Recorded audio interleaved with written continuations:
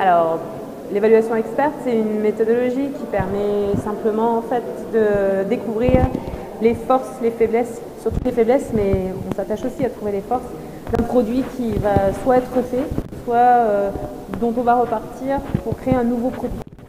L'évaluation en ergonomie, elle est super importante pour avoir déjà une photo de ce qui se passe avant notre intervention et pour pouvoir ensuite avoir des bons KPI pour après notre intervention et un bon retour sur investissement, des informations qui nous permettent de bien montrer et valoriser l'apport de notre travail.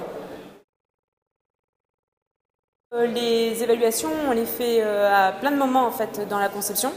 Déjà, on les fait en avant-vente, c'est-à-dire qu'à partir du moment où on va chez un client, on a toujours cette petite période où on va voir un peu ce qu'il a à disposition, quand c'est sur Internet, etc. On fait des mini-audits pour avoir un peu de matière en fait, sur lesquelles les commerciaux, les chefs de projet, voire les ergonomes ou UX pourraient rebondir.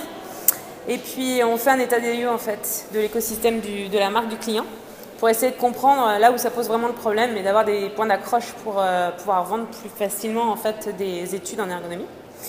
Ensuite, dans les projets, on fait un audit de toute façon à chaque fois qu'on fait un test. Il faut faire un audit d'abord pour essayer d'identifier les endroits de l'application dans lesquels en fait, il va falloir se focaliser pour faire les tests et identifier ce qui pose vraiment problème pour les utilisateurs.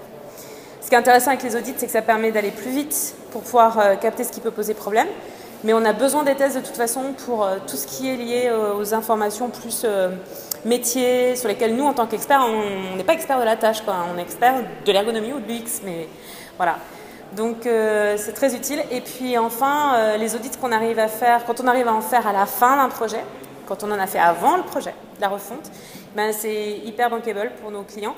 Et aussi en interne, pour montrer la valeur ajoutée de l'UX et de la démarche sur justement l'avant, l'après et aussi une bonne arme de vente en fait, pour les commerciaux.